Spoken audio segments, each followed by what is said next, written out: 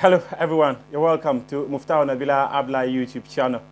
Today, I'm not coming to you from Abidjan. I'm coming to you from Accra, from my house to be precisely. After Ghana got knocked out of the African Cup of Nations, I'm back to Ghana.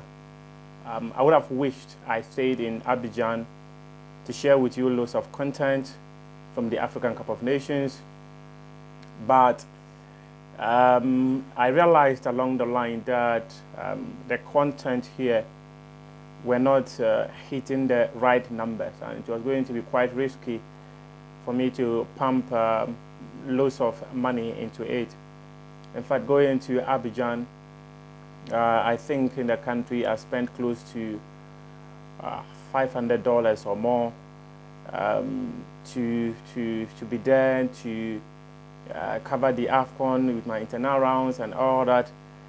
So yeah, I am back to Ghana after Ghana exited the African Cup of Nations. If the videos here were doing so well, trust me, I probably would have stayed and brought you some more content. But I'm just here to talk about the decision of the Ghana Football Association to part company with Chris Hughton. Chris Hughton has been sacked by the Ghana Football Association. But what do we know? What we can all say, or I can say with certainty, is the fact that the Ghana Football Association initially did not even want Chris Hughton to lead the team to the African Cup of Nations. One of the things I've also heard is the fact that players also claim they do not like Chris Hughton. That I cannot state categorically. But I do know for a fact that the GFA never wanted Chris Hughton in the first place. They never wanted him to lead a team to the African Cup of Nations. So anything that would have saved Chris Hughton his job was going to be winning the competition. Any other position Ghana had reached, I'm not sure the GFA would have considered taking him. Many of them actually say that he plays heart-attack football, his football is boring, there's no creativity in the team, they thought there was a lot of progress under Otoado, and they expected more from him. But unfortunately, Chris Hughton did not serve Ghanaians that. So the GFA says that they're parting company with him. So Chris is gone. Chris admitted that since taking over the job, the results haven't been good. He took responsibility for Ghana's failure in the African Cup of Nations. He did not resign. The GFA then decided that they were going to sack him.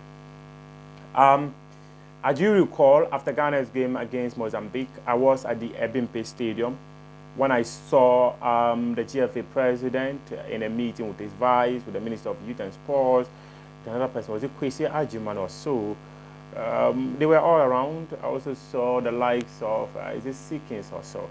I saw all of them around. And they had a mini meeting, and I was made to understand that the meeting was basically to determine the future of Chris Hughton.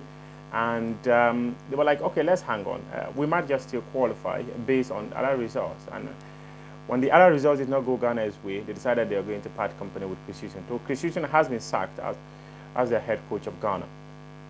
I've seen many people actually throw shots at the GFA president, Ketu Kreku. And I do not begrudge people who do that. I've always said one thing: the buck always stops with the leader. But unfortunately, for how long would we continue to hound our leaders? For how long would we continue to take our leaders to the cleaners? I put up a post on my Twitter feed and I had many people verbally abuse me. I do not understand why I should follow the crowd. We hounded Kwesi Nyantakyi out. We might just one day hound out Ketu Kreku as president of the Ghana Football Association. But these two gentlemen, the last time Ghana won AFCON, Nyantakyi was 13. The last time Ghana won AFCON, Ketu Kreku was 11. Yes, they are supposed to bring changes. They are supposed to change the dynamics of football. They are supposed to come and end Ghana's failure to win the African Cup of Nations. They both failed. But the question is, what is the reason that they keep failing? Nana Drew Butler, he failed. The late MND Jaula, he failed. The late HP Nyamete, he failed. Nyamete is still alive. Who else? The late Ben Kofi, he failed. So all these things, I found them quite interesting. When people actually think that leadership should always be the only people we should run out and leave the players. The players must take part of the responsibility of the team's failures. Yes, there's a technical aspect of it, there's the administrative aspect of it, there's also the playing body, the key actors. If Keto Kreko himself was in the post, would he have just touched the ball? Richard Ofori did, and the ball was simply going out of touch for a goal kick. He touched the ball. So how's that Keto Kreko is doing? I don't get it. Excuse my language. In fact, accept it.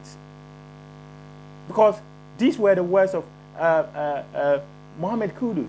The silly mistakes that he made against Cape Verde, against Egypt, against Mozambique.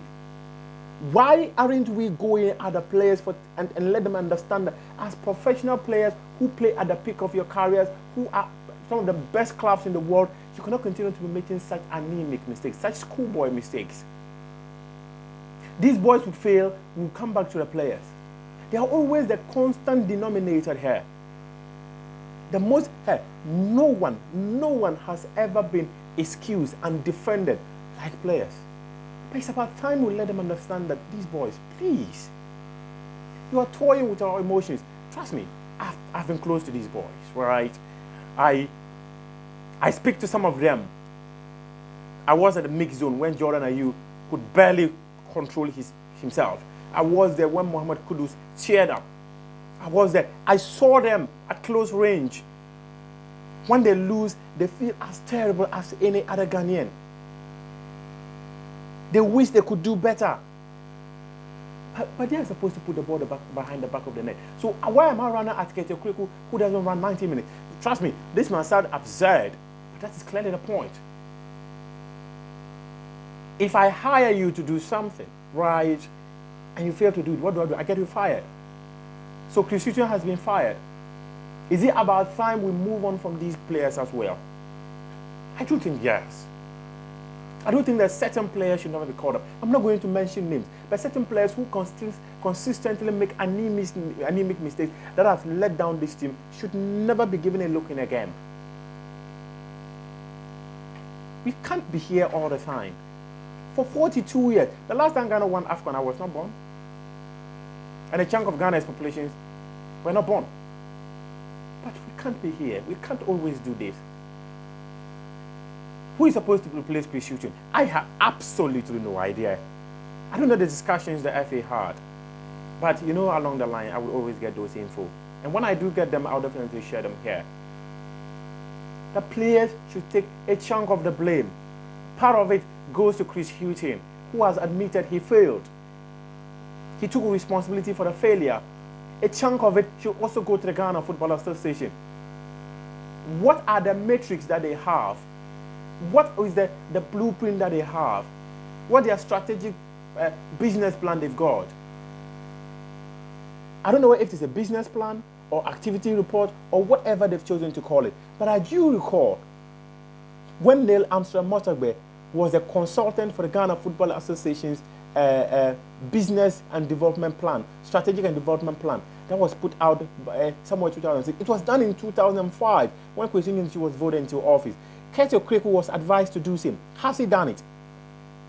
The development plan, the business, strategic and business development plan that was done by the GFA and the Kwesi was to have us qualify for the World Cup. The team qualified. Was to have it make it to the next round of the quarterfinal of the World Cup. The team qualified.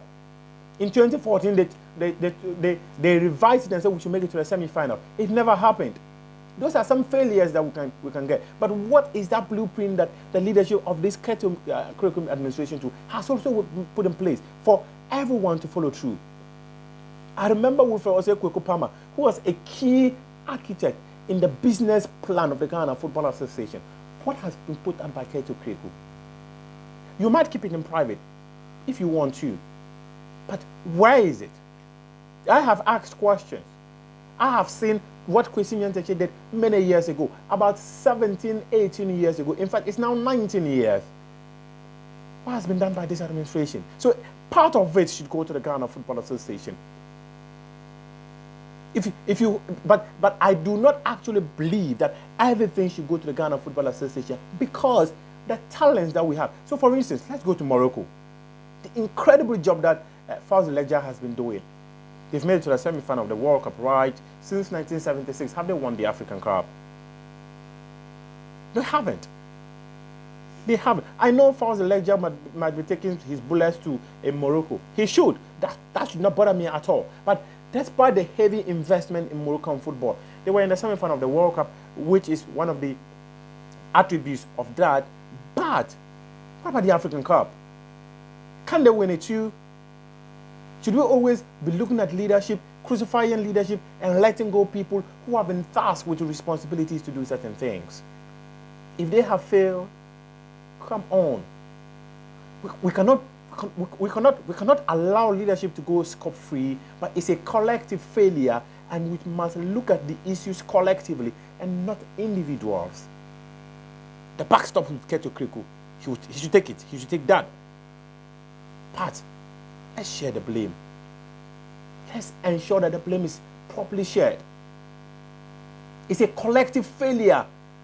And the people who were selected to make Keto Kriku proud, to make GFA Chris Hughton proud, to make Ghanaians proud, Nana Akufo-Addo proud, Pahumea proud, every single Ghanaian, even the child who was born the day Ghana drew against Mozambique, they were supposed to make that child proud.